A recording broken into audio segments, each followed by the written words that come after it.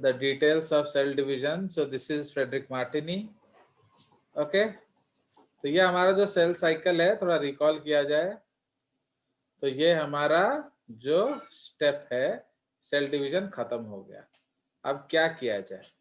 So an interphase cell in the G0 phase is not preparing for division but is performing all other functions.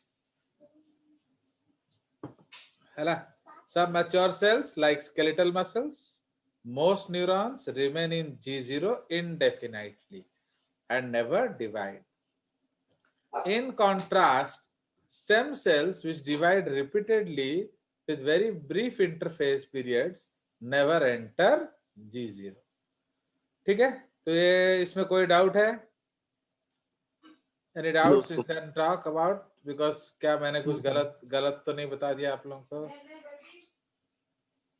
So because ये देखिए कितना simple लिख दिया है, stem cells they never enter G0. Okay, तो छोटा boy honking, you know. तो Amazon yes, कल एक्चुअली मेरा मोबाइल बजने लगा था तो माई सेम रिंगटोन मैंने जब गाना लगाया डांस करने के लिए तो वो मैं भौंकने लग गया. चलिए, so now in G1 a cell that is ready to divide first enters the G1 phase. Okay, again ये see कुछ चीजें आपको ना कंसेप्चुअली याद रखना है. तो ये जीवन का कंसेप्ट है भैया, डिवाइड करना से, तो अगर करना से तो एंटर करना पड़ेगा जीवन. नहीं नहीं नहीं, हम डिवाइड नहीं करेंगे तो चुपचाप G0 में रहो. Understood? So very very distinct concept.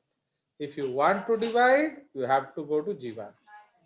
If you don't have to divide, then you have to go into G0. ठीक है? Now in this phase, the cell makes enough mitochondria, cytoskeletal elements, ER, okay, ribosomes, Golgi membrane, cytosol for 2 functional cells. क्यों? कि जो चीज हमें vital है वो सब हम बना लेंगे. ओके, ताकि हम बांट सके. बिकॉज अभी 2 सेल होने वाला है तो आपको हर चीज डबल करना पड़ेगा so that you can give it to both the daughter cells. Clear? Now centriole, जो centriole है it begins to replicate, begins in G1 and commonly continues until G2. Centriole replication हम already discuss कर चुके हैं. In cells dividing at top speeds, G1 में just last 8 से 12. तो देख रहे हो, मतलब अगर आपको सबसे फास्ट डिवीजन करना है तब भी 8 से 12 घंटा लग जाएगा. क्या? सिर्फ G1 को. Okay, such cells use all their energy on mitosis and all their activities cease. क्यों?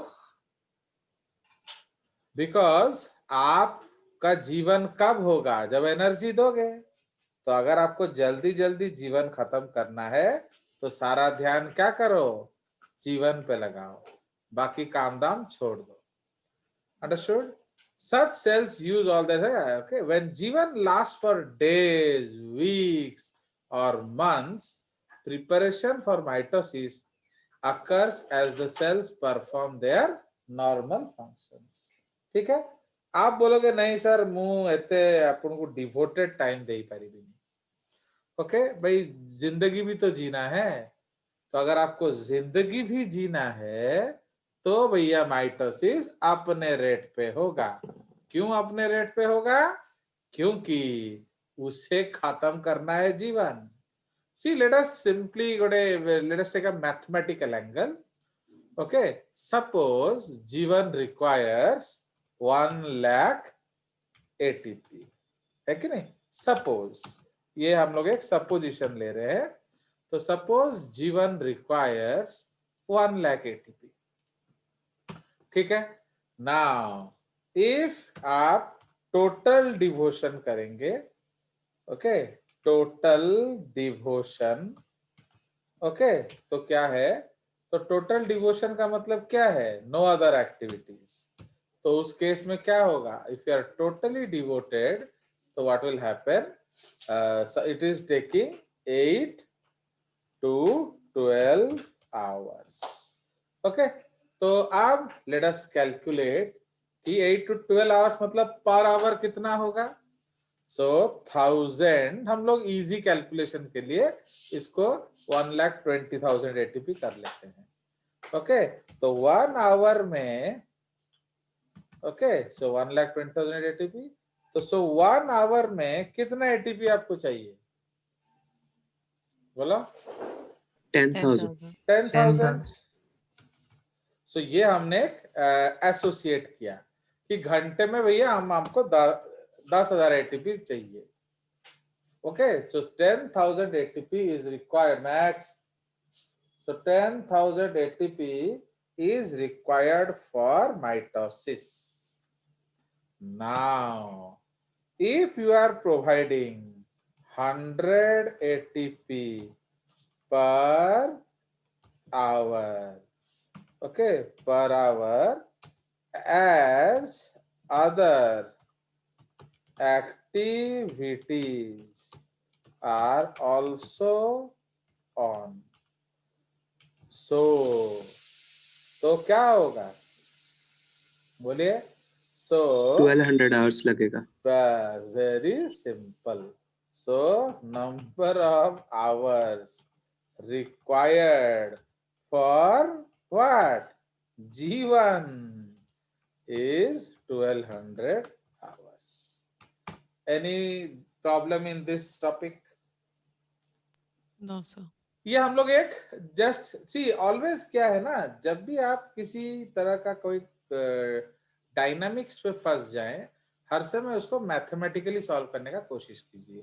भाई हमको 12 लाख क्या 120,000 ATP चाहिए फॉर जीवन, एंड सब काम दाम छोड़ दोगे तो 8 से 12 घंटे में जीवन होता है. तो सपोज 12 घंटे में जीवन होता है, तो 12 घंटे में आपका 1,20,000 ATP चाहिए. तो इसका सिंपल मीनिंग है आपको 1 घंटे में 10,000 ATP चाहिए. तो अब 10, सपोज आप हर कुछ कर रहे हो, फिर जीवन की तैयारी करना है, तो क्या होगा? So now you have to spend 1200 hours in जीवन. ओके, चलिए. So I hope you understand this concept. ठीक है. So this is the concept of जीवन. Now let us go back to G2, synthetic phase.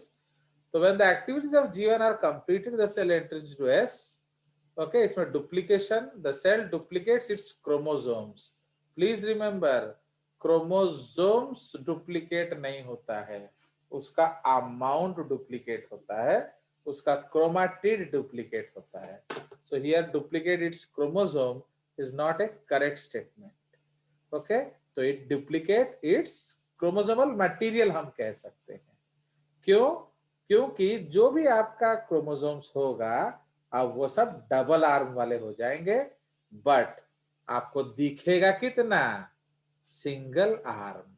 तो इधर हम लोग क्या लिखेंगे? So all chromosomes are visibly क्या? डायड ना मोनैड? क्या दिखेगा आपको? बोलिए. All chromosomes are visibly what?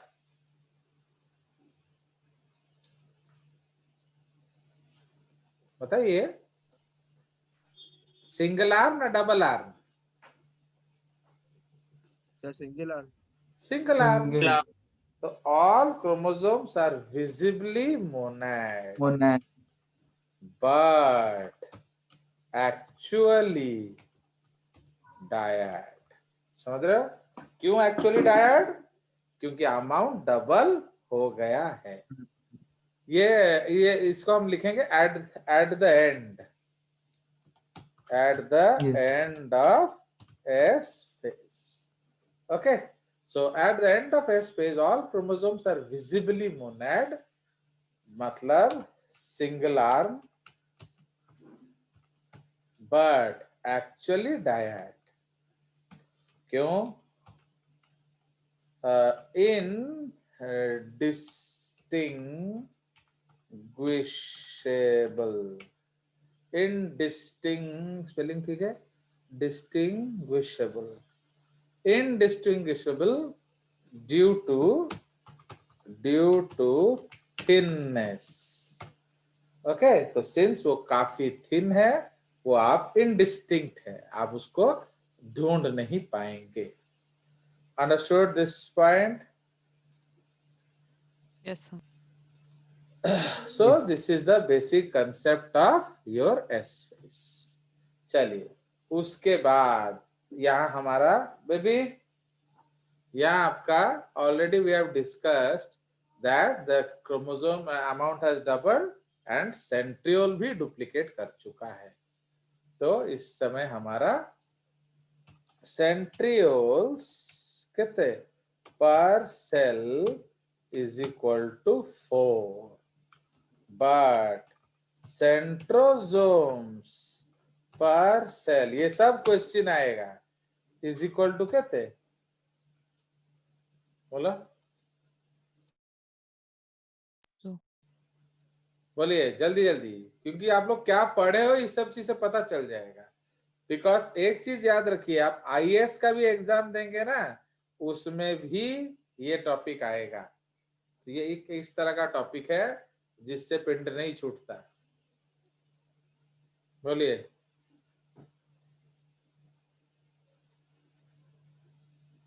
तो नंबर ऑफ सेंट्रियल 4, पर नंबर ऑफ सेंट्रोसोम्स कितना होगा? 2.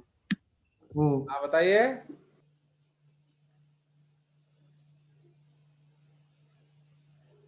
2. यस, जो लोग 2 बोल दिए. और कोई आंसर है? देख रहे हो, आप लोग पढ़ के नहीं आए हो, मतलब बैठा दो. You have not read it. so 1 होगा. So the number of centrosomes is 1. Why 1? बोलो. At the end,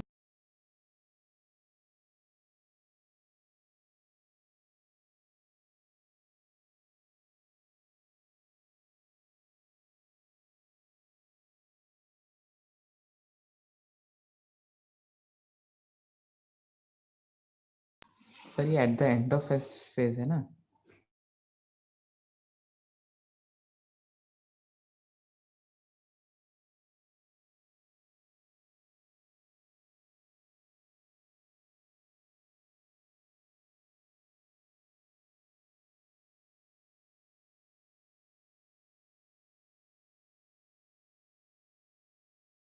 हाँ बोलो, क्या बोल रहे थे?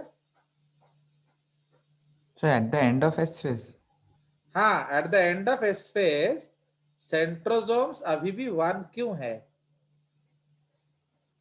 क्योंकि सेंट्रोसोम डुप्लीकेशन G2 में होता है. कल ही तो आपको दिखाया था मैंने centrosome cycle. Yes, sir. And याद रखो, ये सब गारंटेड क्वेश्चन है, यानी इससे आप पिंड नहीं छोड़ा सकते. So if you are not serious you will mistake here. तो याद रखना, centriole is inside the centrosome. तो centriole plus pericentriolar matrix plus nasule is equal to centrosome. इसीलिए सेंट्रियोल डुप्लीकेट करता है आपका एस में, जबकि आपका सेंट्रोसोम डुप्लीकेट करेगा G2 में. ठीक है, तो ये सब बहुत इंपॉर्टेंट टॉपिक्स है, इसको आप अच्छे से पढ़िए. फाइन. चलिए, सो now this is the case of your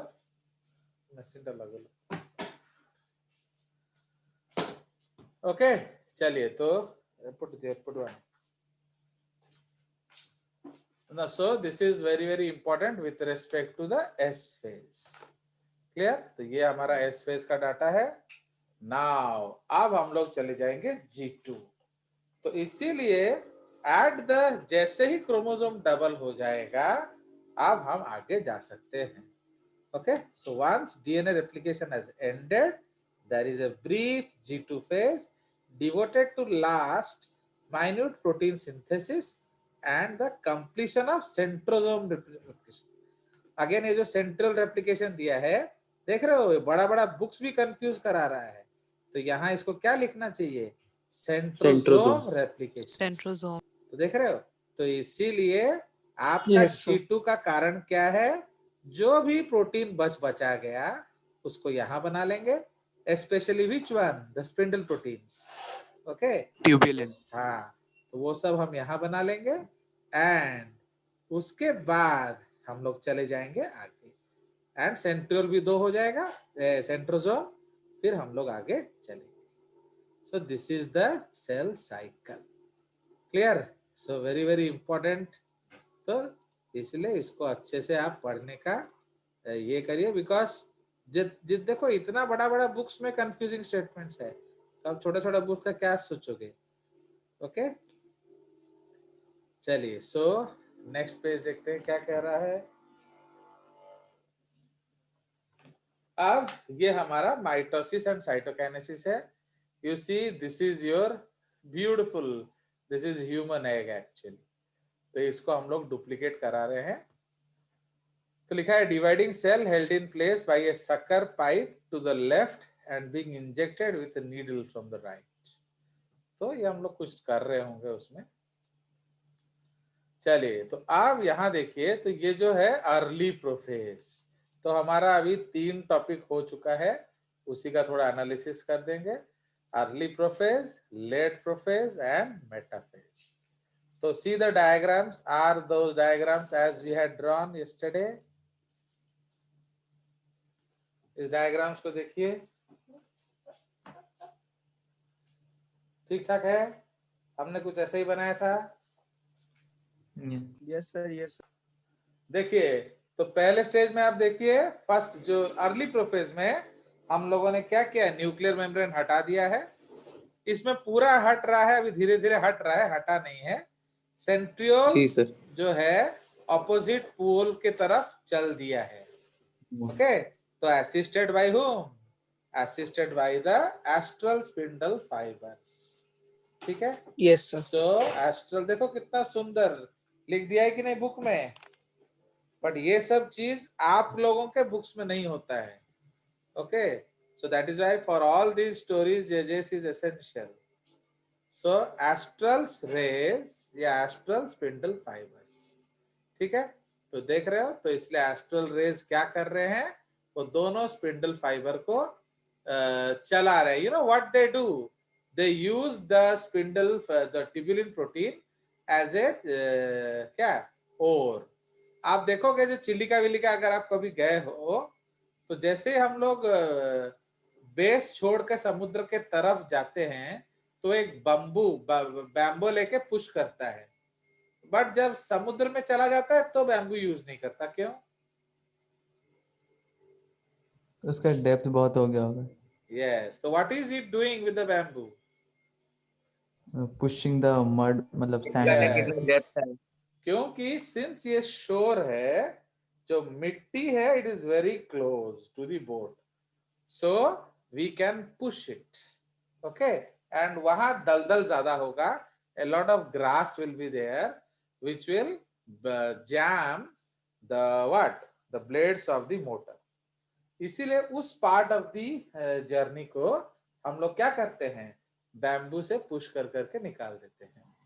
now as it crosses the place, ठीक है, तो जैसे वो आगे क्रॉस करके चला जाएगा एंड डीप सी में चला जाएगा, अब वहां बैम्बू क्या होगा, वो जमीन को नहीं टच कर पाएगा, because water will become deeper.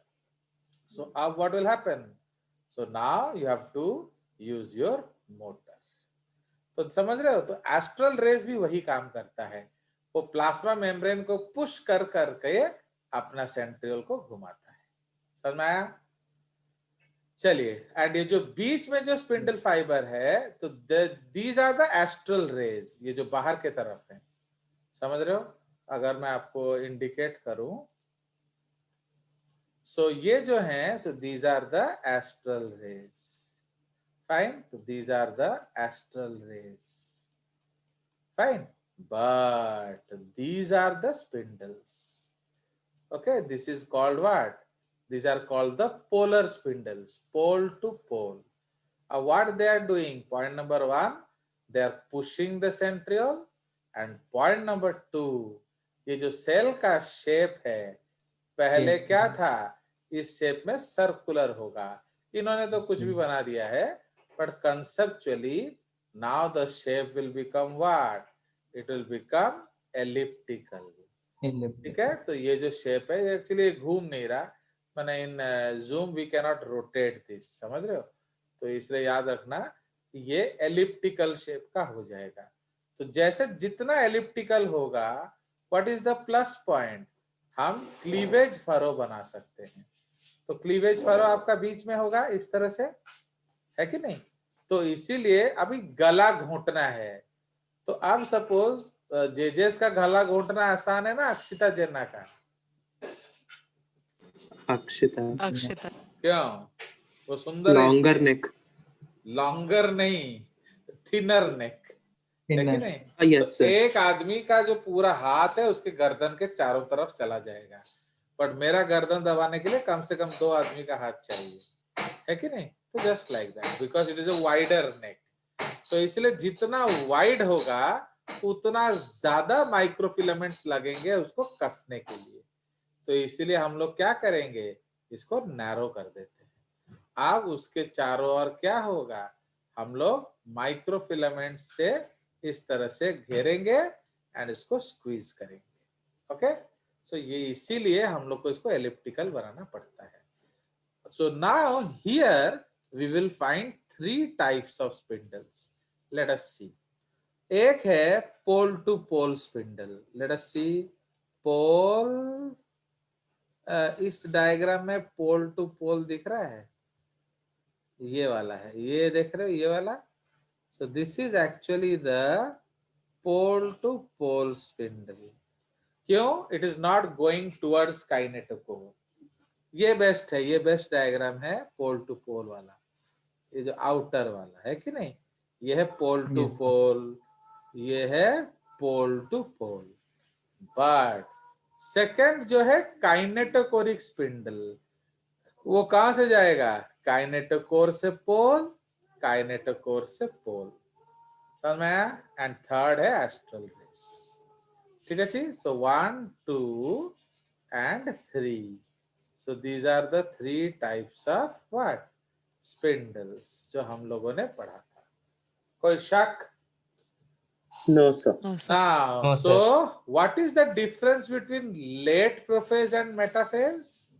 यहाँ एग्जैक्टली इक्वेटर पे एक इक्वेटोरियल प्लेट बन गया है and the spindle fibre they are aligned perpendicular to the equatorial plate. Actually वो का हम लोग इसको घुमा नहीं सकते, नहीं लाइंस घूम जाएगा. रुको मैं दिखा रहा हूँ. तो अब सपोज ये हमारा इक्वेटोरियल प्लेट है. Okay, so this is the equatorial plate. अब हम क्या करेंगे, एक परपेंडिकुलर लाइन ड्रॉप करेंगे from centriole to centriole. Okay, so this is perpendicular. Okay, ये एक्चुअली ये ड्राइंग है तो ये परफेक्टली परपेंडिकुलर होना चाहिए. तो जिस पॉइंट पे देख रहे हो घूमेगा ही नहीं ये सब. तो जिस पॉइंट पे आपका centriole becomes exactly perpendicular to the equatorial plate, हम क्या देखेंगे बोलिए? That is metaphase. फाइन. कोई शक? No sir. सो हम लोग यहाँ तक हम लोग शायद प्रोफेज लेट प्रोफेज खत्म कर दिए थे. अब हम लोग का शुरू होगा शायद मेटाफेज ना. क्या है ना, मेटाफेज खत्म हो गया था हमारा. नो सर, स्टार्ट करेंगे. चलिए, तो अब हमारा थर्ड स्टेज है, दैट इज मेटाफेज. ठीक है जी. जो third stage is metaphase. Now please remember again यहाँ कंट्रोवर्सी है. तो अब सबसे पहले हम लोग डिस्कस कर रहे हैं किसका? Mitotic metaphase. ओके, अभी हम लोग माइटोटिक कर रहे हैं, तो ये आपको ध्यान में होना चाहिए. बिकॉज अभी हम लोग माइटोसिस पढ़ रहे हैं, तो इसलिए माइटोटिक मेटाफेज का जिक्र होगा।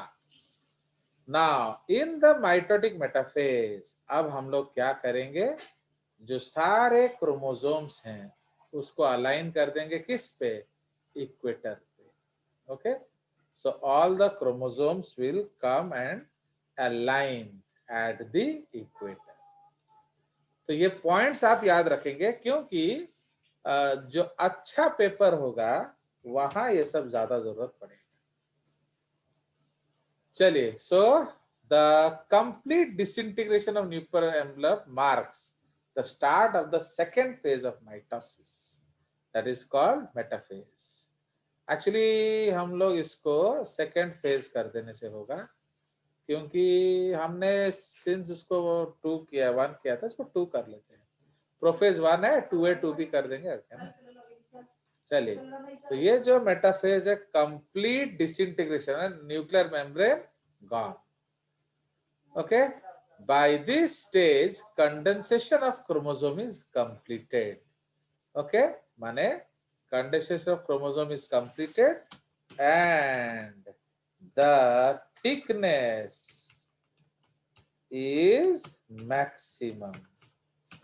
Okay, thickness जो है वो maximum है, ब्रैकेट रे, packaging of DNA is completed. तो डीएनए आपका क्या होता है, वो नेगेटिव होता है एंड आपका स्टेन नहीं लेता। प्लीज रिमेंबर, ये बहुत बहुत इंपॉर्टेंट कंसेप्ट है। Why do we need a chromosome, why not a DNA? The reason is because DNA will not take stain. तो अगर आपको क्रोमोसोम देखने का इच्छा है तो आपको क्रोमोसोम स्टेज में काम करना पड़ेगा, समझ रहे हो। दूसरी बात, वो सबसे थिकेस्ट स्टेज है, बिकॉज डीएनए का डायमीटर कितना है, 20 एंगस्ट्रॉम। तो 2 नैनोमीटर आप अच्छे से अच्छा इलेक्ट्रॉन माइक्रोस्कोप में भी देखना मुश्किल हो जाएगा। Do you understand? So that is why the best way is we see in the chromosomal stage. And who takes the stain? The proteins. The proteins DNP. will take the stain. Clear? So the proteins will take the stain. Now, the complete disintegration of the nucleus marks the start of the second phase of mitosis. By this stage, condensation is completed and the thickness is maximum. Okay, at this stage, metaphase chromosomes appear to be made up of 2 sister chromatids, या 2 arms, ऐसे लिख देंगे, 2 arms known as sister chromatids, which are held together by the centromere. Okay, which are held together नहीं लिखेंगे हम लोग, which appear to be held together, because actually वो held together नहीं होता है। Okay, so वो primary constriction होता है, which appear to be held together by the centromere। ठीक है जी, तो यहाँ ये हमारा कंसेप्ट है। so इधर हम एक रेड पॉइंट लिखेंगे। so what is the red point? Best stage. So metaphase is the best stage to study the size of the chromosome. ठीक है, अगर आपको क्रोमोसोम का साइज देखना है तो सबसे अच्छा स्टेज है metaphase, as it is the thickest here. समझ रहे हो? तो ये सबसे थिकेस्ट स्टेज है, थिकेस्ट होगा, इसलिए यहाँ पढ़ना सबसे अच्छा होता है। Understood? So this is the best concept. Now, अब आ जाइए आगे। Now, small disc-shaped structures called kinetochores, okay, serve as the sites of attachment of spindle fibers to the chromosomes that are moved into position at the center of the cell. ठीक है, सो इसीलिए ये जो kinetochores है इसको हम लोग caps में लिख लेंगे, काइनेटोकोर्स. तो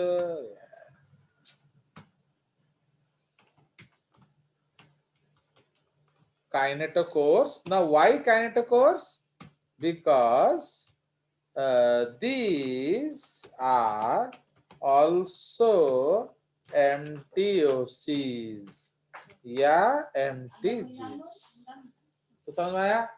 So do you know what are MTOCs and MTGs? Microtubular Microtubular Yes, organizing yes. center.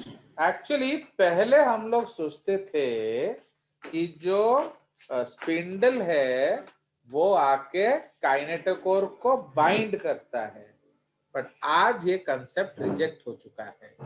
Okay, so today we have the sliding filament theory. इसका मतलब one filament will come from kinetochore and one filament will come from pore, and both the filaments are joined by whom? MAPS, microtubule associated proteins. And what are these MAPS? They are dyneins. ठीक है, तो इसलिए microtubule के साथ कौन सा map होता है? डाइनेइन.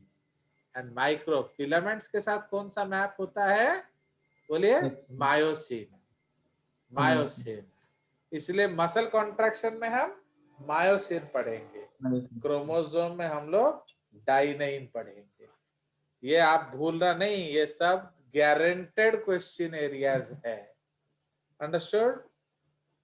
So these are new theories. Okay, so hence metaphase is characterized by all the chromosomes lying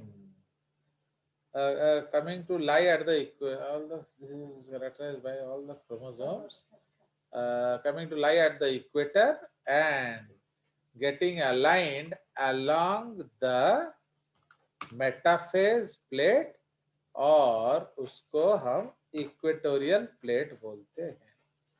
okay, बड़ा खराब लाइन है. The metaphase is characterized by all the chromosomes lying at the equator and aligning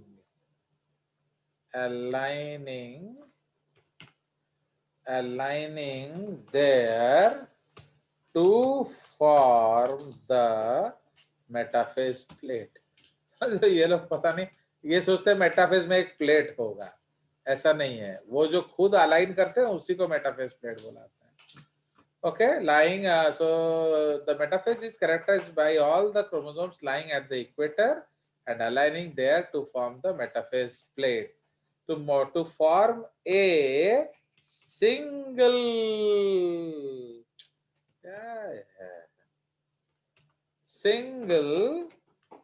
metaphase plate. Okay, तो इसलिए mitosis में क्या होगा? Single metaphase plate होगा. ये आप डबल इन्वर्टेड कॉमास में लिख लो. ओके, सिंगल मेटाफेज प्लेट और single equatorial plate. Okay, plate with 2n chromosomes. Okay, तो क्रोमोसोम सारे के सारे होंगे with 2n chromosomes. Can you tell me a mitosis where there is only n chromosomes? So that will be seen in case of haploid organisms. ठीक है, अगर diploid organism में mitosis हो रहा है तो 2n होगा इक्वेटोरियल प्लेट पे. अगर हैप्लॉइड में माइटोसिस हो रहा है तो n होगा इक्वेटोरियल प्लेट में. कोई शक? Any doubts? Any doubts? Anybody? Okay, आप लोग का स्कूल में ये टॉपिक हो चुका है कि नहीं आत्मन? Yes, sir. हो चुका है सर. आद्या, आप लोग का भी हो चुका है? Yes. Yes, sir. Difference in quality of lecture क्या है? एनी डिफरेंस आपको लग रहा है? ज्यादा यस सर। Sir, यहाँ पे 100:1. क्यों हो रहा है वो रीजन पता चल रहा है सर। समझ आया? तो ये इसलिए यही चीज ध्यान रखिए, क्योंकि अगर आप बेसिक्स याद रखोगे ना, आपको एमसीक्यूज करने में कभी भी प्रॉब्लम नहीं आएगा, अदरवाइज आप घोषते रह जाओगे। फाइन। तो हमारा बेसिक्स क्या है कि माइटोसिस में जितने भी क्रोमोसोम है वो एक इक्वेटोरियल प्लेट बनाएंगे। ठीक है जी। अब आत्मन स्वाइन जो है वो डिप्लॉयड है, तो उसका कितना क्रोमोसोम होगा इक्वेटर पे? 2n। बट फंगस स्वाइन उसका कितना होगा? 1n. Only 1n। Y? Because fungus का जो जनरल बॉडी है वो हैप्लॉइड बॉडी होता है। बट अगर सेकेंडरी स्पर्मेटोसाइट्स, तो उसमें कितना होगा?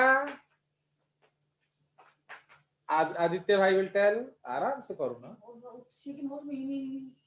तो सेकेंडरी स्पर्मेटोसाइट्स में कितना होगा Aditya? Abhishek? Secondary spermatocyte ploidy level, ploidy level नहीं, सेकेंडरी स्पर्मेटोसाइट के माइटोसिस में कितना क्रोमोसोम होगा इक्वेटर पे? n अभिषेक मानती?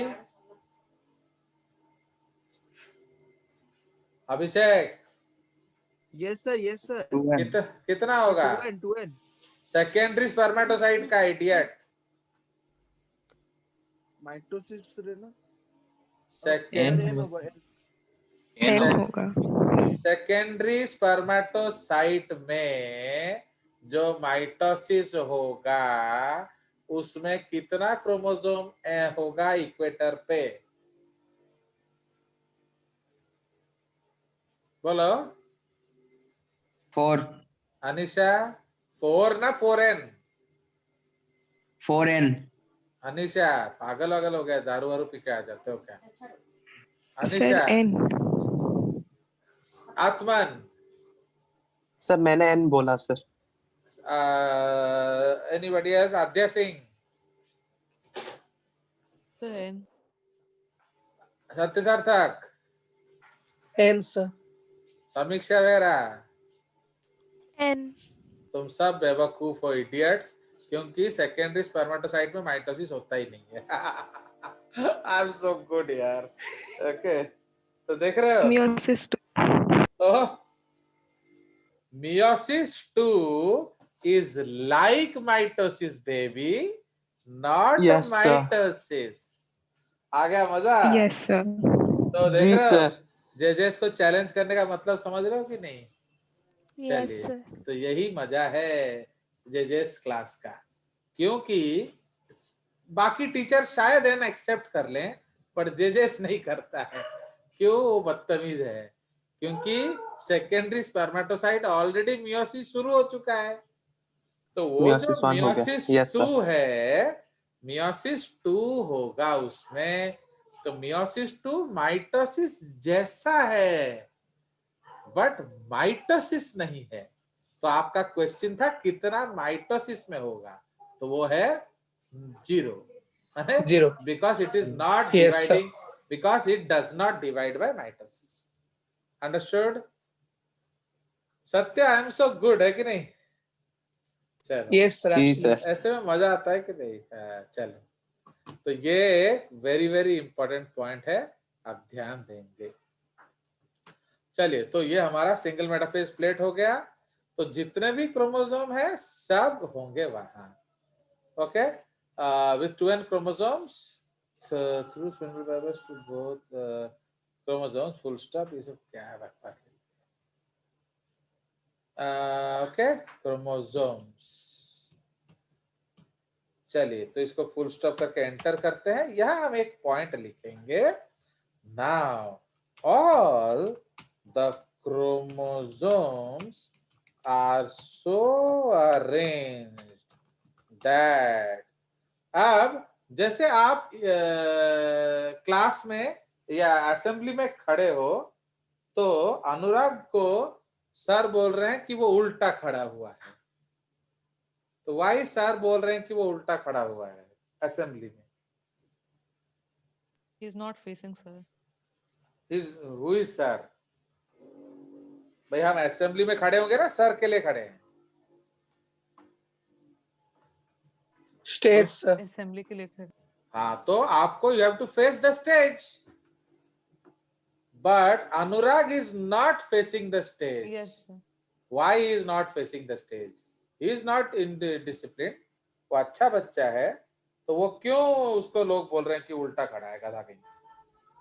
सर क्योंकि वो पीछे वाले के साथ बात कर रहा था। नहीं, वो तुम आज तुम्हारे जैसे ही बदमाश ऐसे बात करेंगे तब मगनो। हाँ, आप बताइए why he is not standing? Yes, why sir is telling his opposite? And he's a good boy, Sir, not पीछे his. से देख. सर वो लीडर है, school leader, Very good. President. वो असेंबली पार्टिसिपेंट है, तो वो असेंबली में ऊपर खड़ा है, तो असेंबली असेंबली वाले जो हैं वो तुम्हारे तरफ देखेंगे, तुम जो हो वो उस तरफ देखोगे। Understand now? Yes sir. अब जब आप खड़े हो, you are showing your face to the assembly and showing your ass to your पीछे वाला, है कि नहीं? तो द पीछे वाला is glaring at your ass, है कि नहीं? So that is the concept. तो इसलिए जो क्रोमोसोम है उसमें कितना काइनेटोकोर होगा? How many kinetochores are there in the chromosome? हाँ बोलो। 2 काइनेटोकोर्स। तो माइटोसिस में हमें एक लाइन में खड़ा होना है, तो कैसे खड़े होंगे? Where will the kinetochores face? The poles. Poles. समझ में? Poles. तो हम कह रहे हैं कि क्रोमोसोम्स आर प्रॉपरली अलाइंड। मतलब क्या है? सब एक जैसे हैं। Their kinetochores are facing the poles. Yes, when both the kinetochores are facing the poles, so what will happen? When both छोड़ो जमा नहीं। When kinetochores are facing the pole, okay, when kinetochores are facing the pole, we say that the chromosome is properly aligned. When they are not facing the pole, so are they properly aligned? No. No, sir. So they are not properly aligned. Then will there be movement of chromosomes? No. No. Why? There will be no No, binding. समझ रहे हो? तो इससे all Yes, the sir. chromosomes are so arranged that क्या? The kinetochores, all the chromosomes so arranged that the kinetochores of each side face the poles. Okay, face the poles, full stop. All chromosomes, okay, all chromosomes are aligned according to their size. समझ रहे हो? तो जो chromosomes है वो according to their size खड़े होंगे। ठीक है जी? तो you have to stand according to your size. Okay, तो आप इसको हम लोग कॉन्ग्रेशन कहते हैं। जैसे अभी सपोज हम लोग परेड जाएंगे, तो परेड में क्या करना पड़ता है? आपको प्रॉपरली अलाइन करना पड़ता है। ठीक है जी? तो क्या होगा?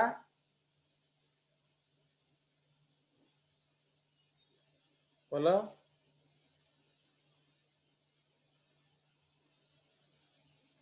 height wise. बोलिए। हाँ नहीं, हाइट तो तुम खड़े होगे, पर क्रोमोसोम्स कैसे खड़े होंगे? जो बड़ा बड़ा क्रोमोसोम्स होंगे, larger chromosomes, they will be facing outwards. Okay, and समझ रहे हो कि नहीं? जो बड़े क्रोमोसोम्स होंगे, ये सेंट्रीपिटल अरेंजमेंट होता है एक्चुअली, ठीक है? तो जो लार्जर क्रोमोसोम्स है, ओके, वो कहाँ होगा? आउटर होगा, एंड स्मॉलर जो है वो इनर होगा। Okay, so that is the concept. तो इसको हम लोग माइग्रेटरी मूवमेंट्स कहते हैं। Okay, so the chromosomes are aligned at the spindle halfway between the case. तो इसमें हम लोग क्या लिख देंगे? All the chromosomes side face the poles. All chromosomes are aligned according to their size with the larger ones. Madhav, larger ones facing the क्या plasma membrane, and the smaller ones are close to the center. समझ रहे हो?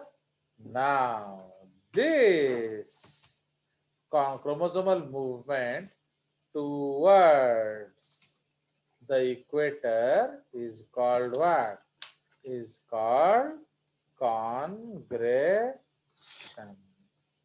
ठीक है जी? तो ये एक पर्टिकुलर वर्ड है विथ रेस्पेक्ट टू दिस। ठीक है जी? तो ये एक हॉलमार्क है इस टॉपिक का। सो this is a very very important hallmark, and very very particular feature of your mitosis. ठीक है जी? Now उसके बाद हमारा क्या हो जाएगा? Spindle fibers which connect the pole are called, इसको भी हम लोग लिखेंगे, spindle fibers are of 3 types, है कि नहीं? Number 1, astral rays, they help in the movement of the क्या? Spindle poles to the they help in the movement of the spindle poles या centrioles. क्या? Centrosomes towards the poles. Okay, तो ये हमारा क्या है? This is about your astral spindles. Help the Asuni. Help in the movement of, इसको हटा देते हैं। ठीक है, चलो, towards the poles। उसके बाद बी क्या है? Polar spindles. ओके, तो क्या है? They go from one pole to the other without, okay, without, कहाँ चला गया?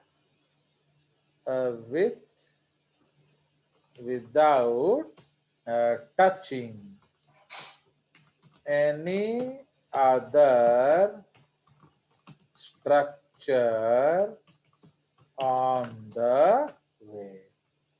ठीक है? सो ये किसी को टच नहीं करते हैं। They help to elongate the cell and make it elliptical This facilitates क्या? Cleavage furrow formation. ठीक अच्छी. तापरे C यह है काइनेटोकोरिक. Okay, so they originate from the poles and bind to the kinetochores of the chromosomes. समझ में आया? कोई शक? No, sir. तो ये हमारे 3 तरह के स्पिंडल हो गए. Spindle are of 3 types. ठीक है जी. Now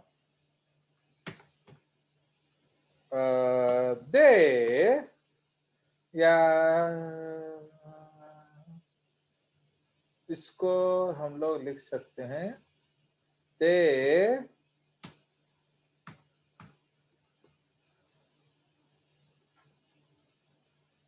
okay, they are also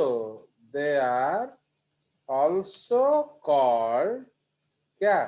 chromosomal fibres या ट्रैक्टाइल फाइबर्स. क्यों इसको ट्रैक्टाइल फाइबर्स बोलेंगे? क्योंकि खींच के लाएगा.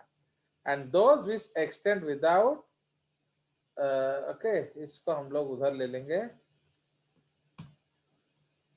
ट्रैक्टाइल फाइबर्स इनको हम लोग बोलेंगे कंटिन्यूअस. इसको हटा देते हैं, हम ऑलरेडी लिख चुके हैं इसके बारे में. इसको कट इधर घुसा देंगे. एलिप्टिकल.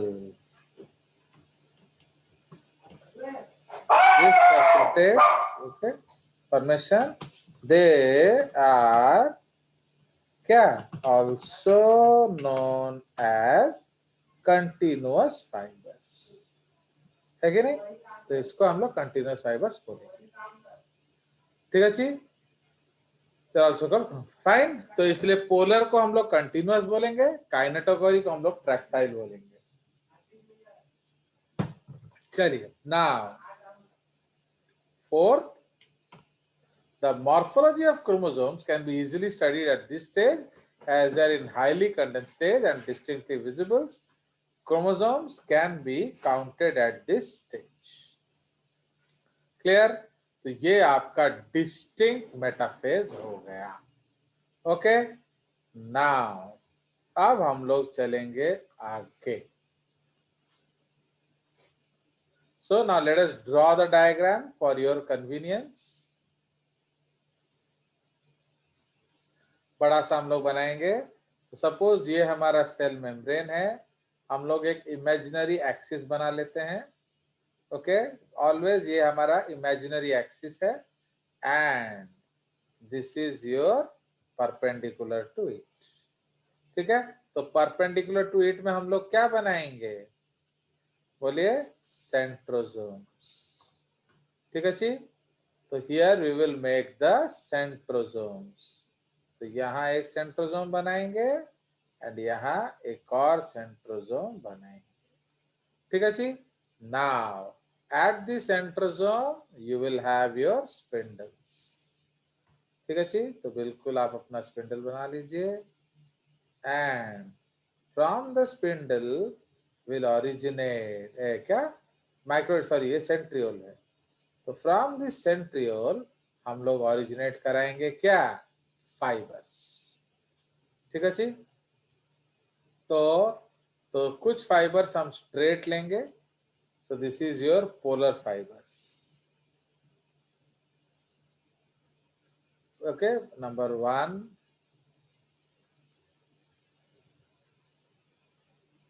सपोज ये नंबर 2.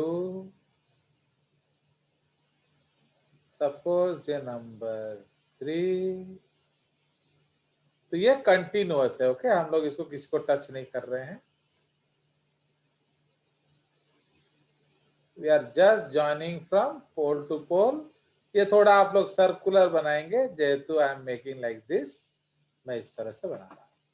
फाइन, तो ये हमारा क्या हो गया, दीज आर पोलर स्पिंडल्स। अब हम लोग बनाएंगे काइनेटोकोर ऑफ क्रोमोसोम। तो सपोज हम लोग क्रोमोसोम बनाएंगे रेड में, ओके। तो अब हम लोग क्रोमोसोम बनाएंगे, सपोज हम लोग यहाँ क्रोमोसोम बनाते हैं।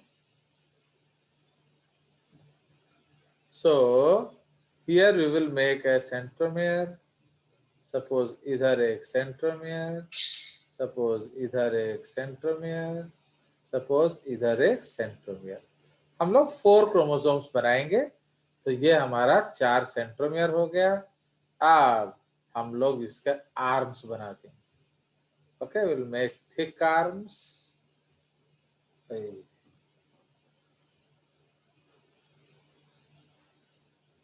So suppose these are the arms.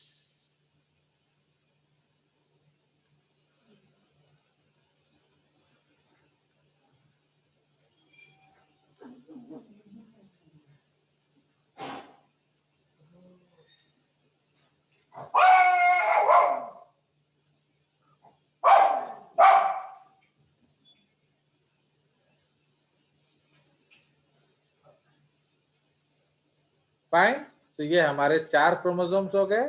अब इनको जोड़ेंगे हम with the help of what, with the help of another type of spindles, so that is called kinetochoric spindles.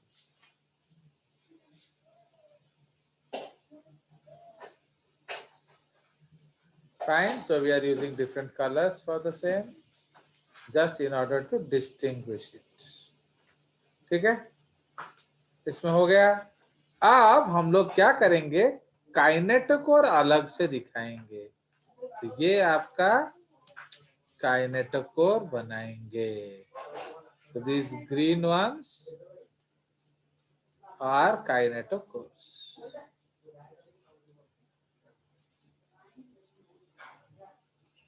कौन है?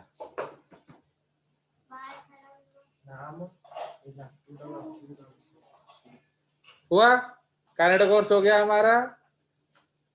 So this is the metaphase actually, and ये हमारा perpendicular है, हम एस्टेब्लिश करेंगे। तो हल्का सा इस तरह का एक बॉक्स बना देंगे हम लोग, just to show that this perpendicular to the axis. ठीक है, अब एस्ट्रल रेज बना देंगे। सो एस्ट्रल रेज आप बाहर की तरफ बना दीजिए इस तरह से।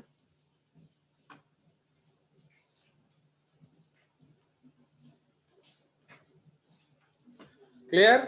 So now let us level it. तो इसको हम लोग क्या करेंगे, सो ये हमारा सेंट्रोसोम है। So these are the astral rays, these are the polar spindles, these are kinetochoric spindles, this is kinetochore, है कि नहीं? This is chromatid, ये है chromosome, okay? And this particular structure is called the equatorial plate. तो इधर क्या लिखेंगे, astral raise, बोलते रहो तुम लोग। ये क्या है, this is centrosome, okay, with 2 centrioles and 3 types of spindle fibers, okay. तो ये उसका डिटेल हमने लिख लिया। तो 3 तरह के स्पिंडल फाइबर्स हैं, तो इसलिए वो क्या है, वो एक MTOC है ना। उसके बाद ब्लू वाला क्या है, दे आर कॉन्टिन्यूअस फाइबर्स या पोलर स्पिंडल। इसको हम लोग ट्रैक्टाइल फाइबर्स या काइनेटोकोरिक, ओके, काइनेटोकोरिक स्पिंडल बोलते हैं ना। उसके बाद ये लाइट ग्रीन वाला जो स्ट्रक्चर है, that is kinetochore. Kinetic core which is also an MTOC। Okay, तो ये भी MTOC है। तो एक्चुअली ये जो स्पिंडल है ना, हम इसको आधा आधा बनाना चाहिए। तो आधा होगा पिंक, आधा होगा आपका ये, इसको थोड़ा मोटा बना देंगे। सो जो हमारा ग्रीन से निकलेगा, सो दिस इज एक्चुअली इस तरह का स्पिंडल होना चाहिए काइनेटोकोरी।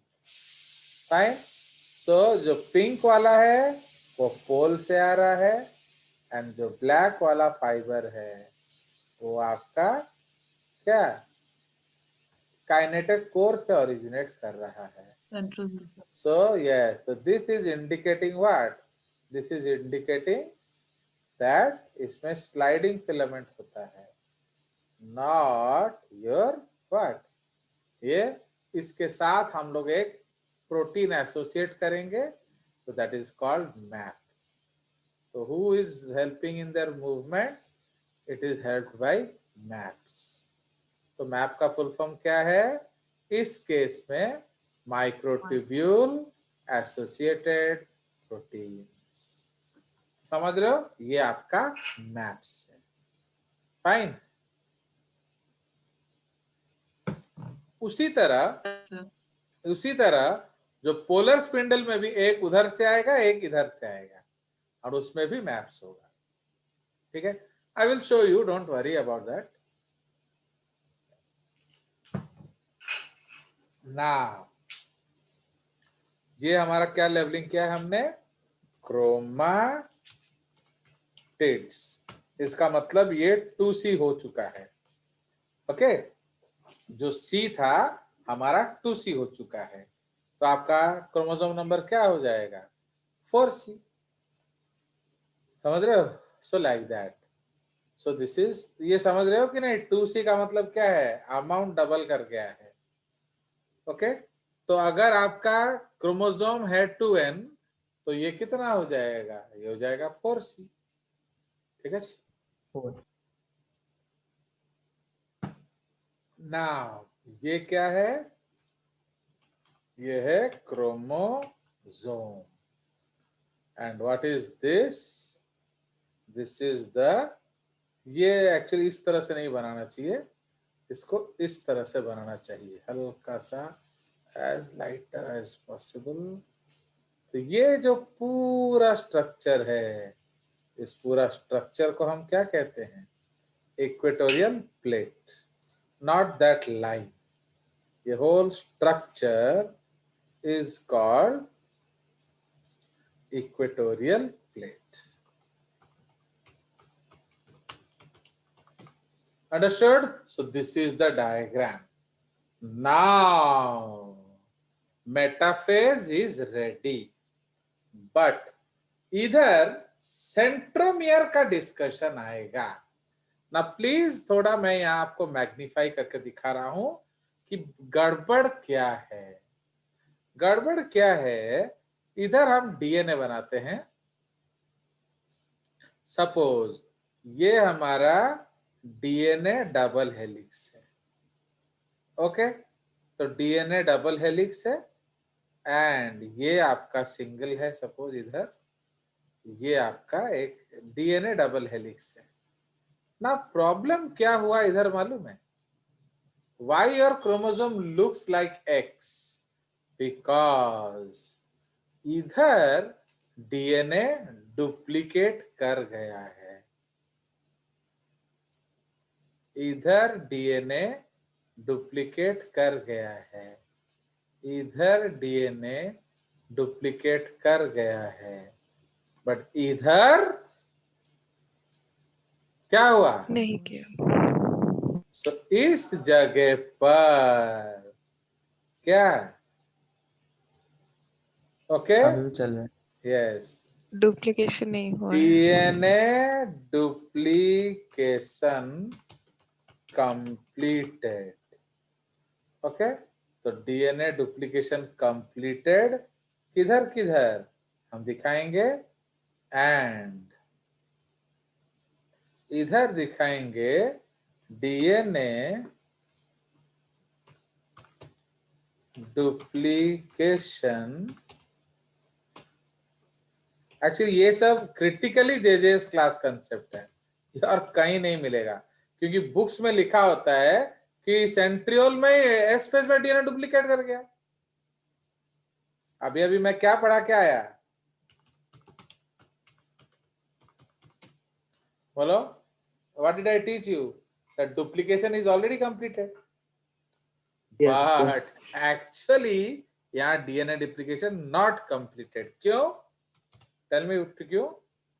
As it is highly condensed sen DNA, ये हाईली कंडेंस्ड डीएनए है, ये इतने जल्दी डुप्लीकेट नहीं होगा रे बाबा, समझ आया? सो दिस इज द कंसेप्ट।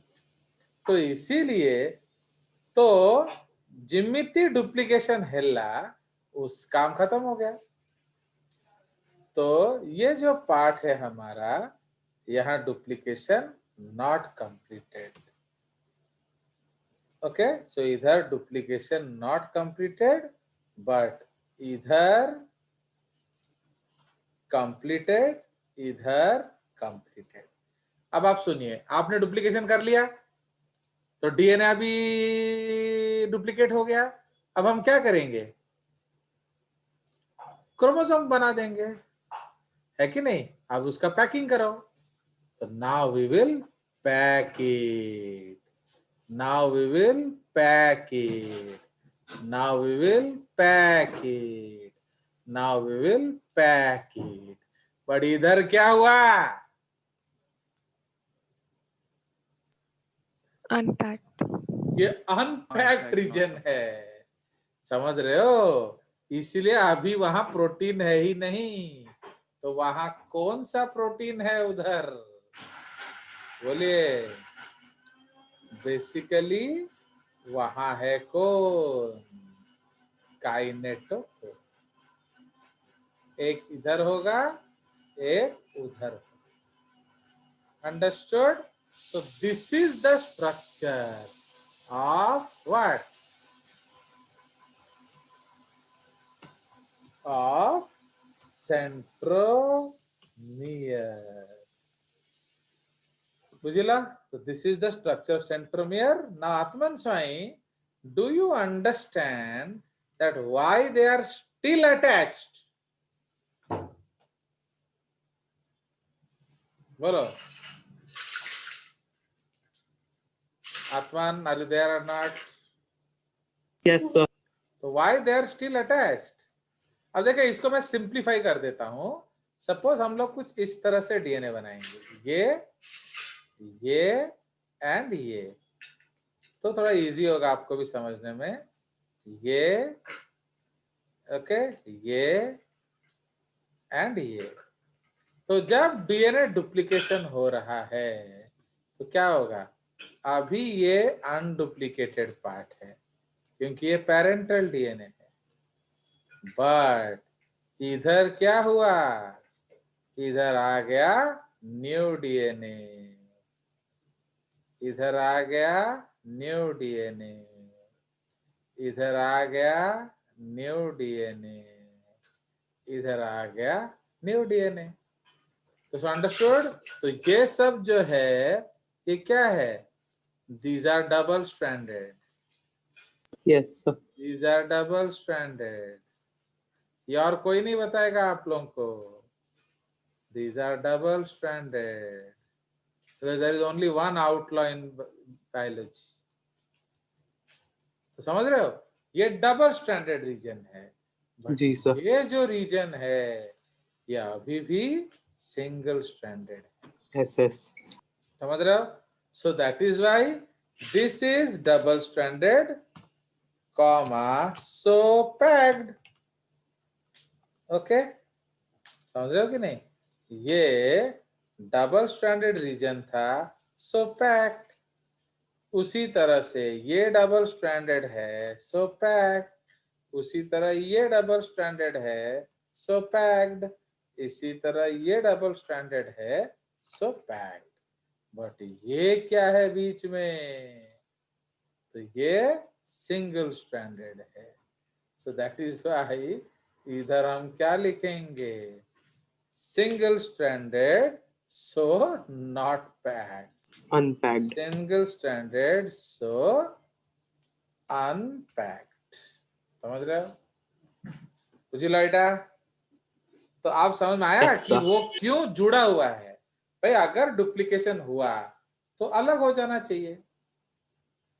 तो इसीलिए अभी ये बहुत कंडेंस्ड डीएनए है, मतलब amount of DNA is very very more. तो अब बाकी जहां कम था वो रेप्लिकेट हो गया, जिसका कम नहीं था वो रेप्लिकेट नहीं हुआ। प्रोफेज एस फेज खत्म हो गया, G2 फेज खत्म हो गया, रो फेज खत्म हो गया, मेटा फेज खत्म हो गया। बोले बोले, डू अंडरस्टैंड नाउ? Sir, हाँ बोलिए। I am Sir, showing you, जो आई एम शोइंग यू। ये जो पार्ट है ना, इस पार्ट को हम दिखा रहे हैं यहाँ जूम करके। हाँ बोलो बोलो बोलो। Sir, जो centromere part है, it's not exactly single stranded ना, बस क्या? सर जो मोची पार्ट है exactly single no stranded no no हुआ नो, ना। आप नहीं समझ रहे हो। ये इसको हम लोग सिंगल नहीं लिखे, चलो नॉट डुप्लीकेटेड लिख देते हैं। आप समझ रहे हो? तो आप समझ में आया? हम एक्चुअली लाइन जगह Yes, बचा sir. रहे थे। तो वो एक्चुअली वो डबल स्टैंडर्ड ही है, बट हम इसको सिंगल डबल क्यों बोल रहे हैं? एक तरह का कितना स्ट्रैंड है बोला, एक पेरेंट का एक ही स्ट्रैंड है ना, तो लाइक दैट। तो ये जो डबल Yes, sir. स्टैंडर्ड हुआ, it is because of replication. तो ये नॉट डुप्लीकेटेड है। चलो इस तरह से बेटर हो जाएगा। हुआ? तो अब हम Yes. चले जाएंगे एनाफेज। तो ये हमारा डायग्राम सेव कर लिया। अब एनाफेज, तो मैं पहले ड्राइंग बना लेता हूं फिर लिखेंगे। तो अब मैं आपको दो एनाफेज दिखाता हूं इसी चक्कर में। देखिए एंटी पढ़िले जिनसटा क्लियर हबो। आप जल्दी जल्दी सिलेबस खत्म कर दोगे, फिर जब रिप्रोडक्शन पढ़ोगे आपको माइटोसिस क्या है नहीं आता। तो क्या करना है भैया, उस तरह का पढ़ाई पढ़ पढ़ा के is it of any use? So that is the No, my sir. concept. तो मुझे इसीलिए सिलेबस खत्म करने से बहुत परहेज है। द रीजन इज बिना पढ़े सिलेबस तो तुम खुद मान लो ना हो गया हमारा। आप बोल दो नहीं सर हमारा सिलेबस अगला, बस खत्म। चलिए, सो दिस इज द केस। अब हम लोग अगेन एक इमेजिनरी प्लेट बनाएंगे। एक इमेजिनरी एक्सिस हमने बनाया। नाउ अब यहाँ जो बाकी सब चीज कांस्टेंट है, तो यहाँ हमारा जो सेंट्रोसोम पोल है कि नहीं, तो ये हमारा पोल्स है, तो यहाँ पोल्स वहां भी होगा। So our poles are here.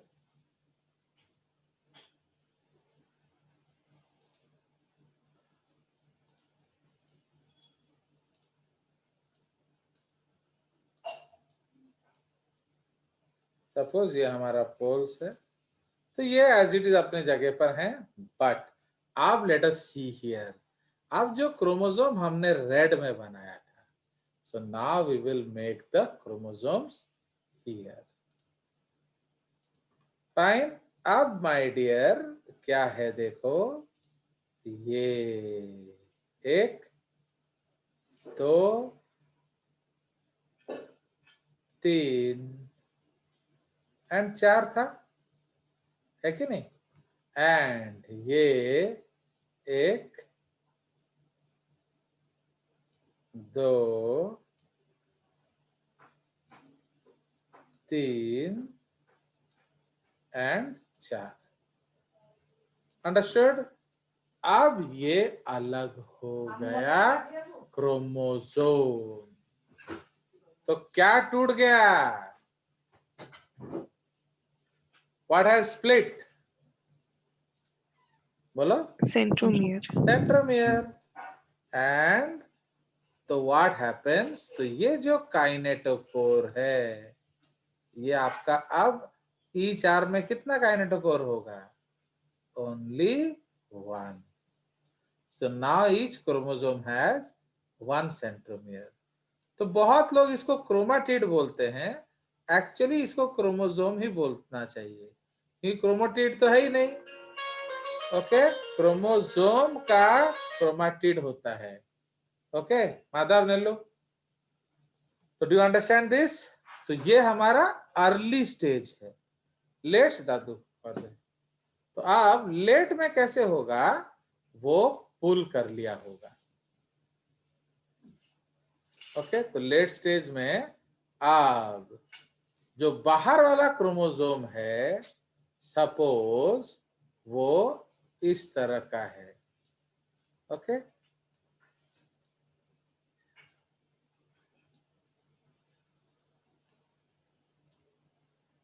ये कौन सा शेप है? L shape. L shape. And जो अंदर वाला क्रोमोसोम है, वो सपोज मैं अपना नाम तो लिखूंगा ही ना, तो ये है जे शेप. तो इसलिए which is the best stage to see the shape of chromosome? The what?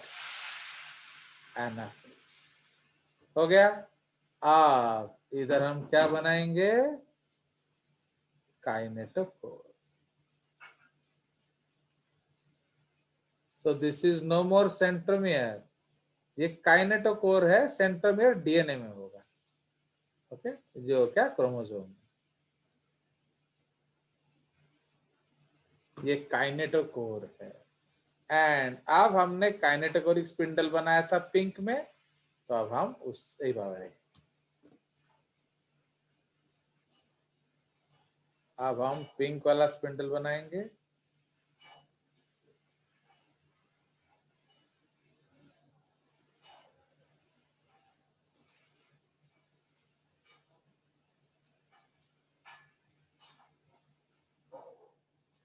ठीक है,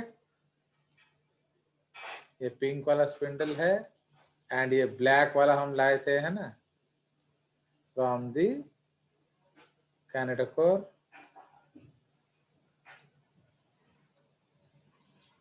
ओके,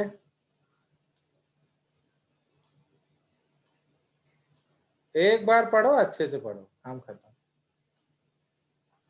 हो गया. So now this is the case. Map भी हम दिखा सकते हैं छोटा छोटा सा. We can show maps. Square में हमने बनाया था ना, सपोज ये maps maps maps maps maps maps maps and maps. हो गया, कोई शक? तो ये हमारा No, sir. क्रोमोसोम्स मूव हो गया. बट अभी यहाँ हम लोग क्या बनाएंगे? तो यहाँ हम लोग स्पिंडल बनाएंगे. तो ये जो है काइनेटोकोर वाला,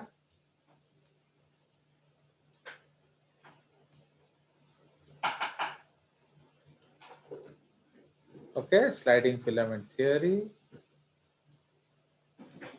This was proposed by a young girl known as Shinya Ino when she was only 25 years old. Imagine.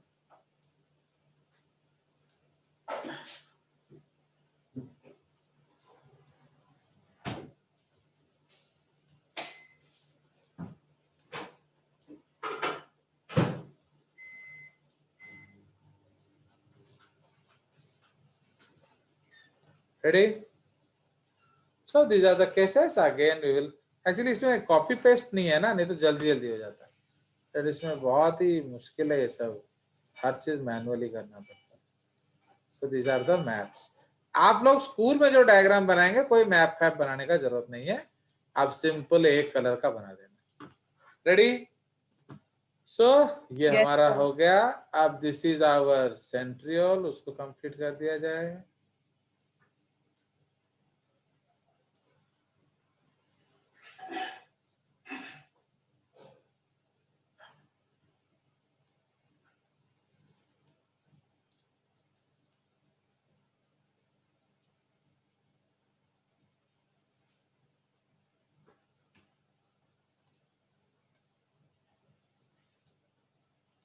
Good.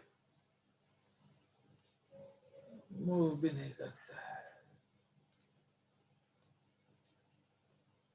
Okay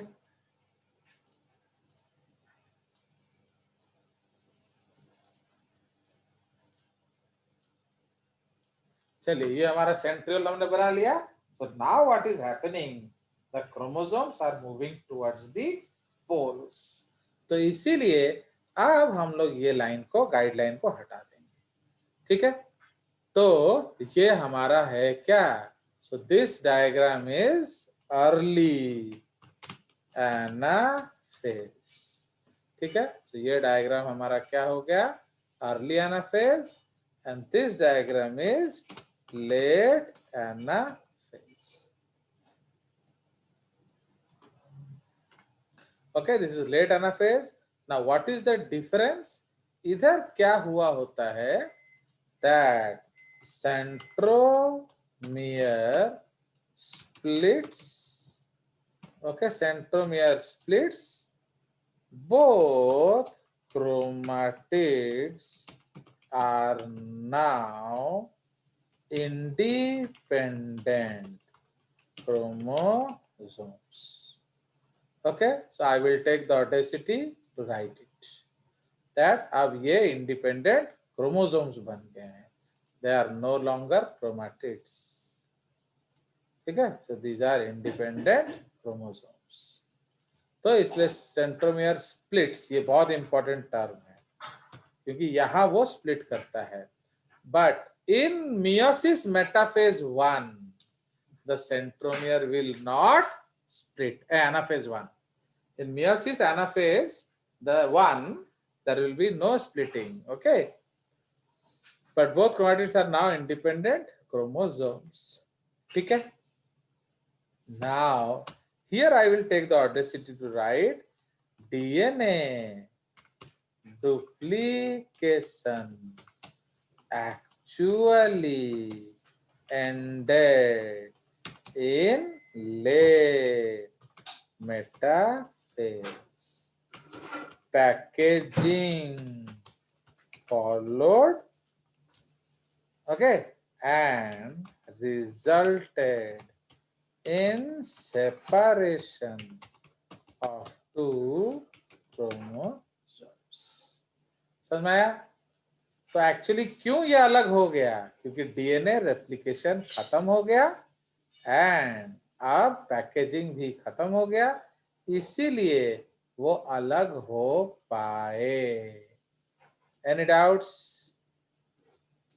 so we will see the diagram here. तो that day we are making with green colour. तो इधर क्या हुआ, इधर पहले हमारा एक chromosome था, है कि नहीं. अब यहाँ एक क्रोमोसोम है. नाउ इस केस में इसका भी पूरा पेयर हो गया एंड इसका भी पूरा पेयर हो गया. ठीक है जी. पहले इसमें क्रोमोसोम था, ओके, पहले इसमें क्रोमोसोम था, इसमें क्रोमोसोम था, है कि नहीं. इसमें क्रोमोसोम था, माने पैकेजिंग, इसमें क्रोमोसोम था. बट अब सिंस यहाँ डीएनए डुप्लीकेशन हो गया है, अब क्या हुआ, यहाँ भी क्रोमोसोम बन गया. ओके, तो यहाँ भी क्रोमोसोम बन गया. अब आपको समझ में आया कि वो रीजन कॉन्स्ट्रिक्टेड क्यों है. बिकॉज हाईली कंडेंस्ड डीएनए है, तो इसीलिए उसका प्रोटीन भी हाईली कंडेंस्ड होगा एंड थोड़ा सा वो पार्ट कॉन्स्ट्रिक्टेड दिखेगा. एंड इसलिए हमने उसको अलग रंग से भी बनाया है. तो बल्ले बल्ले. So now this is chromosome. This is chromosome क्या 1. This is chromosome 1. मैंने एक आर्म हो गया एंड इसका अमाउंट है C. बुझला? And this is another chromosome 1 dash. Okay, 1 dash मतलब क्या है? It will go to daughter cell and इसका भी amount है C. कोई शक? No, sir. चलिए, तो ये हमारा एनाफेज हो गया. If you have any doubts, you can ask. Now, तो जब ये पुल हुआ तो शेप आ गया. ठीक है जी? तो इसीलिए एनाफेज जो है, it is the best stage to see the shape of chromosomes. They may appear क्या V, L, J और I shape. ठीक है जी? तो this is the concept of anaphase. बोले बोले? तो do you like my diagrams? Yes, चलिए. sir. So अब हम उसके बारे में थोड़ा लिख लेंगे and फिर we will deliberately end the meeting so that video will become small. अभी already 1.5 घंटे का वीडियो बन गया है. आप तो वैसे आधा घंटा का देखते नहीं हो, तो 1.5 घंटे का और भी नहीं देखोगे. ठीक है जी? तो अब हम लोग चले जाएंगे क्या? मेटाफेज. ना मेटाफेज में कुछ हमारा इंपॉर्टेंट पॉइंट्स है, उसको हमने लिखना पड़ेगा. ठीक है जी? तो will write something about metaphase.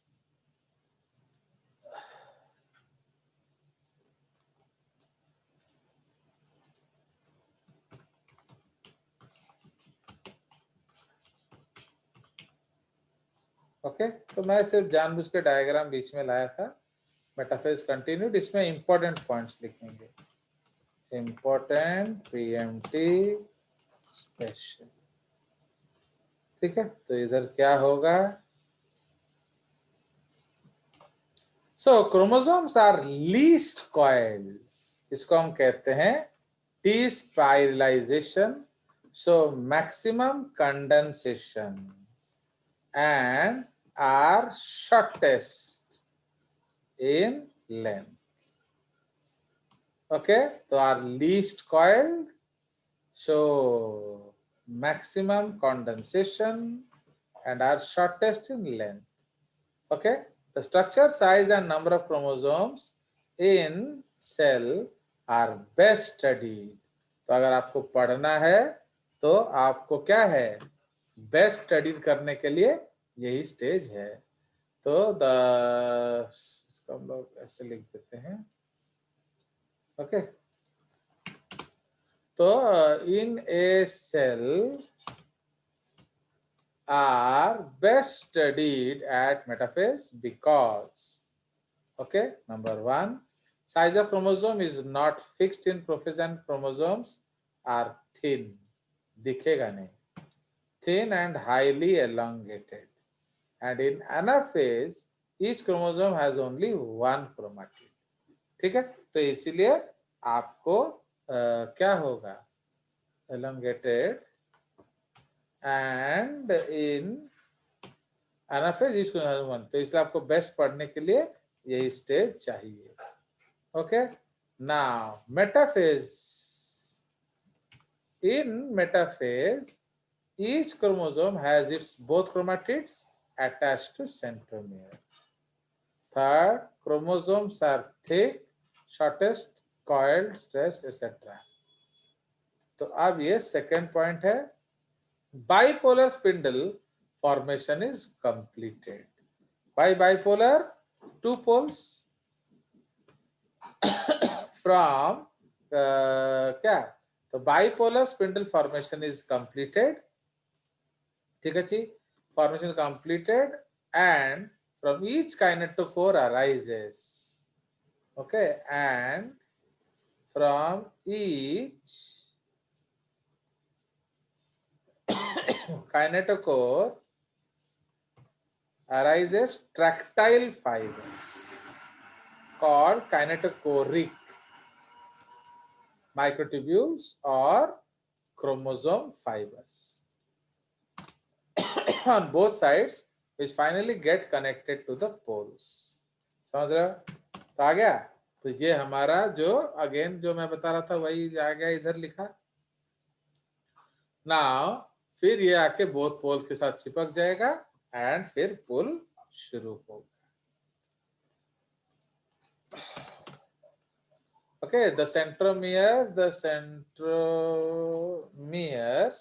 of all chromosomes get attached to both the poles. Okay, this bipolar spindle is astral या amphiastral. क्यों? क्योंकि दो है in animal cells and mostly anastral in plant cells. ये हम ऑलरेडी बात कर चुके हैं क्योंकि प्लांट में स्पिंडल नहीं होता। All chromosomes orient themselves at the equator of spindle apparatus. Okay, this orientation bringing of chromosomes, इसको हम लोग क्या कहते हैं? Congregation या metakinesis. Orientation या bringing of chromosomes on equator at metaphase by tightening of chromosome fiber is called congregation या क्या? Metakinesis. Centromeres of all chromosomes lie close to the equator and their arms in different directions towards poles. It forms an equatorial plate. ठीक है, इधर एक note लिखेंगे। एक doubt आपका आना चाहिए, क्या आना चाहिए बोलिए? एक क्वेश्चन आना चाहिए। Question, if plants do not have centrioles, okay, जिसे आपका बुक में लिखा होता है सेंट्रियोल बनाता है स्पिंडल, तो भाई इसमें तो है नहीं। If plants do not have centrioles, how do they make spindle? How do they make spindle? For mitosis. Okay, तो ये हमारा क्वेश्चन है, क्योंकि जनरली मैं तो कभी नहीं पढ़ाया कि सेंट्रियोल से स्पिंडल आता है, तो बट हम लोग ये डिस्कस करेंगे। इसका आंसर, तो क्या इसका आंसर है?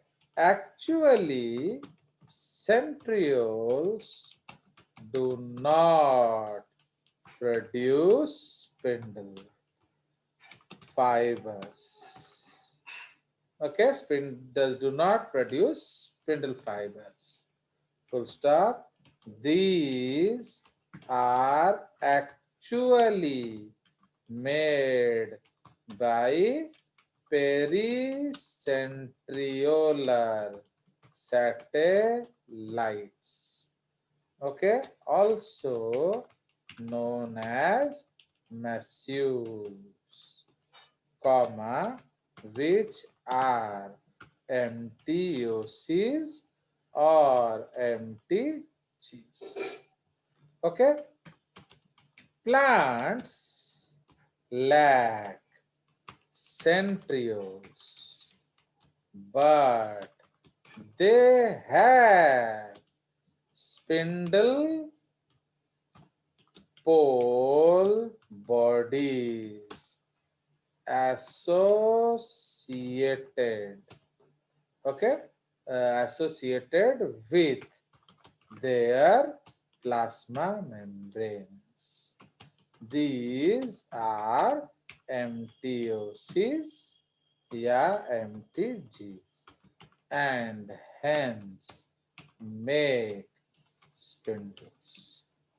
Okay, hence spindles are also different in their nature. तो ये हम आगे डिस्कस करेंगे। अंडरस्टूड? कोई शक इसमें? तो भाई प्लांट में जब स्पिंडल है नहीं, तो how do they move their chromosomes? तो एक्चुअली सेंट्रियोल का स्पिंडल से कोई रिश्ता नहीं है। स्पिंडल बनाता है कौन? pericentriolar satellite, also known as macules, which are MTOCs. तो प्लांट में सेंट्रियोल नहीं होता है, but they have spindle pole bodies. Okay, इसको हम लोग SPBs कहते हैं. SPBs. Okay, these are called SPBs. ठीक है, जो कि आपका एसोसिएटेड होता है इस विधि से, ओके, प्लाज्मा मेम्ब्रेन से, एंड वो आपका स्पिंडल बनाते हैं. इसीलिए प्लांट एंड एनिमल स्पिंडल्स में फर्क होता है. ओके, क्या फर्क होता है हम बाद में जानेंगे. Understood? So this is with respect to metaphase. अब हम लोग लास्ट पॉइंट एनाफेज लिख लेंगे. कुछ पूछता है तो बीच बीच में पूछ सकते हैं आप. ओके,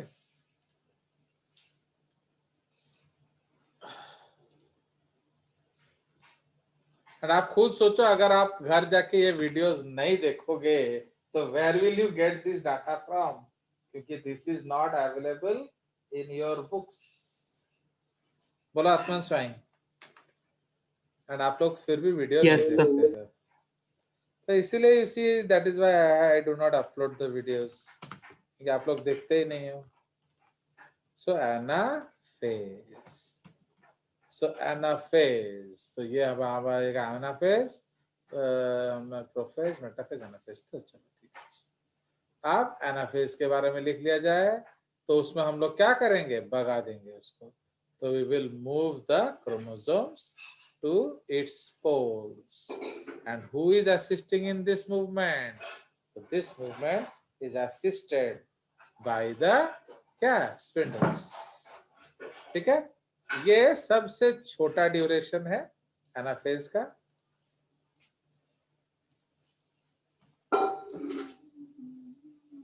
ओके, सो एनाफेज जो है ये सबसे छोटा ड्यूरेशन है. एंड इसमें क्या होगा, ओके, तो हम लोग इसको लिखेंगे इधर. इधर गया, sorry, third anaphase.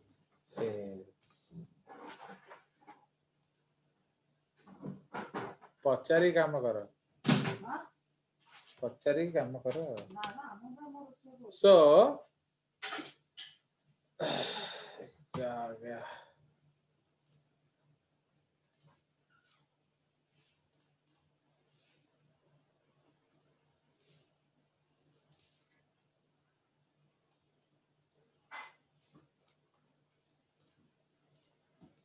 so it is the shortest duration. Okay, तो ये सबसे छोटा ड्यूरेशन है. Okay,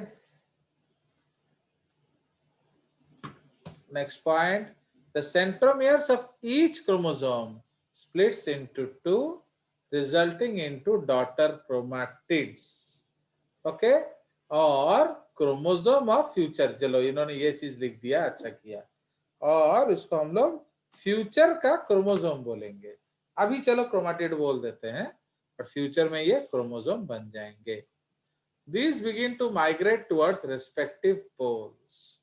The centromeres always lead the daughter chromosomes and arms trail behind. क्यों? Because आपको खींचा उसी से जाता है. हम सेंट्रोमियर को पकड़ के ही तो खींचते हैं ना, तो इसीलिए सेंट्रोमियर आगे आगे जाएगा एंड पीछे पीछे क्या जाएगा, आपका जो fiber. Okay, now as the daughter chromosomes move apart, fine microtubules in the form of interzonal fibers, ये important है, appear in between them. ठीक है, expansion of interzonal fibers and dissolution of microtubules of chromosomal fibers is supposed to be possible reason for anaphasic movements. ठीक है, तो ये जो है, तो एक्चुअली जो इंटरजोनल फाइबर्स कहाँ बनेंगे, अगर हम लोग अपना ड्राइंग को चले जाएं, सो if you see this drawing, इनके बीच में अगर हम लोग इस तरह से एक हल्का सा शेडेड पार्ट बनाए, तो this is the interzonal fibres. ठीक है, तो इसको हम लोग इंटरजोनल फाइबर्स बोलेंगे। एंड ये क्या करेगा, सो दीज आर बाबारी, सो ये जो है इसको हम लोग बोलेंगे क्या, interzonal fibres. So they will help in separation of the what, chromosomes. तो आप इसका अगर हम डायरेक्शन देखें, कुछ उस तरफ खींचेंगे, ओके, कुछ उधर जा रहे होंगे एंड कुछ इसको इधर धकेल रहे होंगे। Fine, so they will be pushing this that side and they will be pushing that side. तो एक्चुअली वो इस तरह से बनेंगे। अगर यहाँ हम लोग बनाए उनके बीच में थोड़ा हल्का शेड में मैं कुछ बना देता हूं, so these are what, these are interzonal fibres.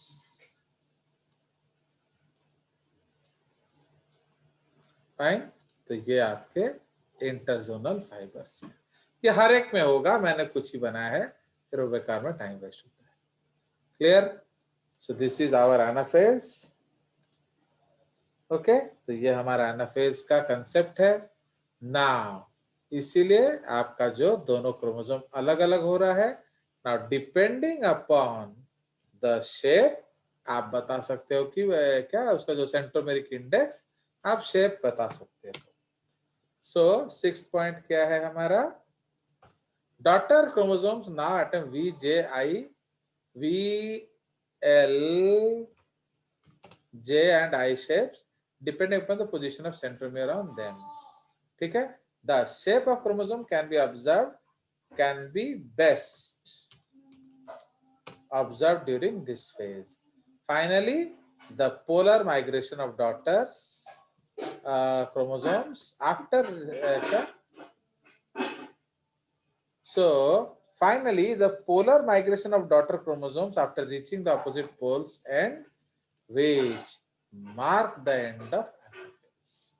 ठीक है, तो जैसे आपका वो आप दूसरे पोल में पहुंच गए, एनाफेज हो गया खत्म। ओके, नाउ अब अगर हमारे पास नहीं हुआ तो सेंट्रोमियर क्या होगा, बताइए। If we don't have centromere, so what will happen?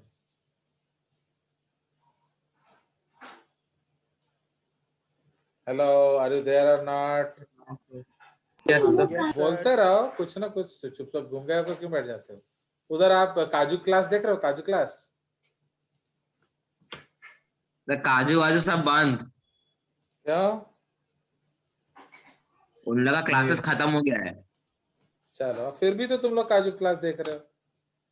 Now, eccentric chromosomes do not move. तो ये गयो, ये गुम हो जाएंगे। Okay, do not move. Okay, as they do not have chromosome fibers. The path of poleward movement of chromosome is directed by retractile fibers arising from kinetochore. Okay, the centromere moves first and the arms trail behind. हम already discuss कर चुके हैं, दोबारा नहीं लिखेंगे। ये बहुत important point है, ये ऑलरेडी एक बार क्वेश्चन आ चुका है केवीपीआई में। अबाउट 30 एटीपी मॉलिक्यूल, इसको थोड़ा बड़ा कर देते हैं, ये थोड़ा 24 फॉन्ट में लिख देंगे। About 30 ATP molecules are used in the movement of one chromosome from equator to pole. समझ में आया? तो ये एक important point है। So chromosomes move at a velocity of 0.2 mu microns per minute. Okay? तो पर म्यू पर मिनट इंटरजोनल फाइबर्स अपीयर, ये हम ऑलरेडी डिस्कस कर चुके हैं। between migrating chromatids. Clear? तो ये बहुत ज्यादा इंपॉर्टेंट कंसेप्ट है. तो अब हमारा कितना होगा वो आप देख सकते हो. तो हमारा 46 क्रोमोसोम को मूव करना है, तो इसीलिए आप सोचिए आपका कितना खर्चा होगा. Understood? About 30 ATP molecules are used in the movement of one chromosome from equator to pole. तो हमारा इंटू कितना होगा बोलो, बताइए फटाफट. हमारा इंटू कितना होगा, जल्दी जल्दी जल्दी. ये तो कॉमन सेंस. एडवांस 23. स्वाइन. जल्दी जल्दी बोलिए, जल्दी जल्दी बोलिए, जल्दी जल्दी बोलिए.